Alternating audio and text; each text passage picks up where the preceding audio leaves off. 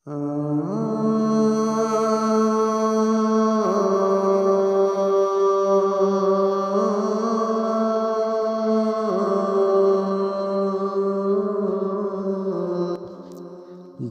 یهودۍ نجلۍ کیسه چې په اذان عاشقه شوې وه.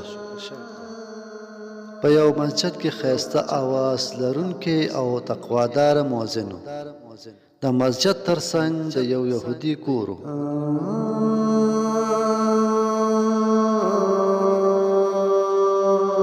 د یهودۍ نجلۍ کیسه چې په اذان عاشقه شوې وه، دې ته بیا وروسته راګرځو.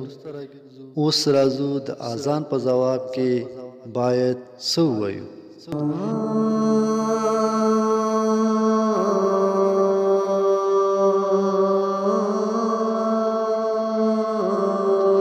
حضرت محمد صلی الله علیه وسلم فرمایلی دي، هر کله چې د اذان आवाज واورئ، تاسې هم په خپل زړه کې د اذان کوونکي په شان کلمات ووایئ. فقط کله چې اذان کوونکی وایي حي علی الصلاة او حي علی الفلاح، راشه لمانځه ته، راشه د کامیابۍ لوري ته، تاسې ووایئ ولا حول ولا قوة الا بالله العلی العظیم. مسلم شریف.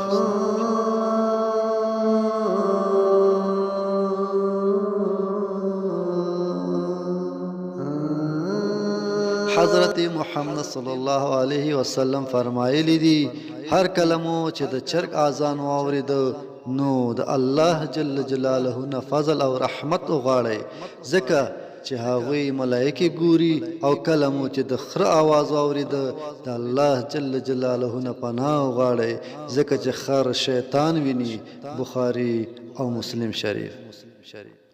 کله چې حضرت بلال رضی الله عنه په اقامت کې قد قامت الصلاة ته ورسېده، نو رسول الله صلی الله علیه وسلم ورته په ځواب کې وویل الله جل جلاله دې لمونځ قایم او دایم ولري. اوس راځو د یهودۍ نجلۍ کیسې ته چې په اذان عاشقه شوې وه.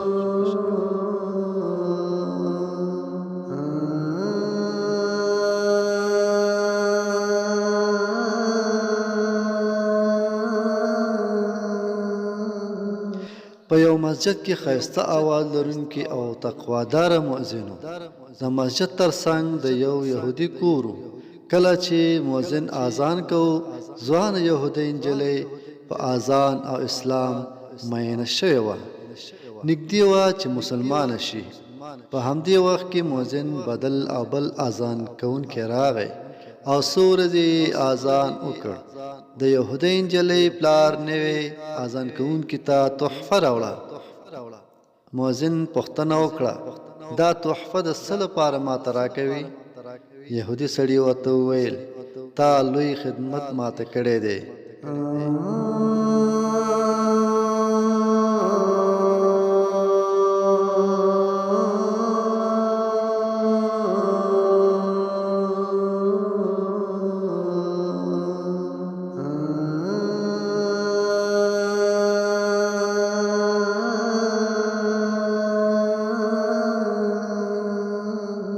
زما لور د مخکینی اذان کوونکي د اذان په واسطه نږدې وه چې مسلمانه شوې وای.